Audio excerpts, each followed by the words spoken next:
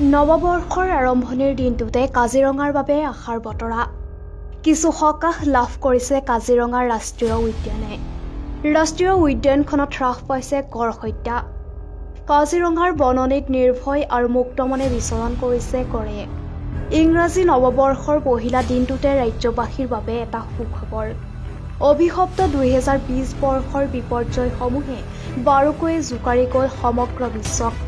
কিন্তু এই অভিশপ্ত 2020 বৰ্ষটোৱে আশাৰ ৰেঙনি সিঁচি গ'ল কাজিৰঙা ৰাষ্ট্ৰীয় উদ্যানৰ বাবে। বিগত 2টা বছৰত আচম্বিকভাৱে নিয়ন্ত্ৰিত কাজিৰঙাত গড় হত্যা। কৰোনা ভাইৰাছৰ বাবে সমগ্ৰ বিশ্বতে দিয়া হৈছিল লকডাউন।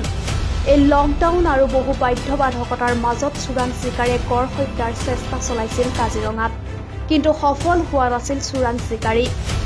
2020 বৰ্ষত কাজিৰঙা ৰাষ্ট্ৰীয় উদ্যানত 2টা গড় হত্যা কৰিছিল চোৰাং চিকাৰীয়ে। 2019 বৰ্ষত হত্যা কৰিছিল 3টা গড়।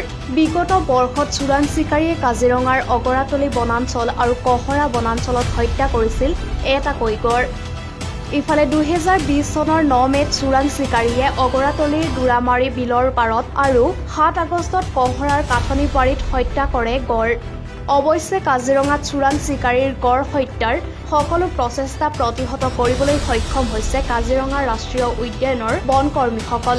ইফালে চোৰাং চিকাৰীয়ে নিতৌ সলনি কৰিছে গড় হত্যাৰ কৌশল, যাৰ বাবে বনকৰ্মীয়েও ব্যৱহাৰ কৰিব লগা হৈছে গড় প্ৰতিৰোধৰ নতুন নতুন কৌশল।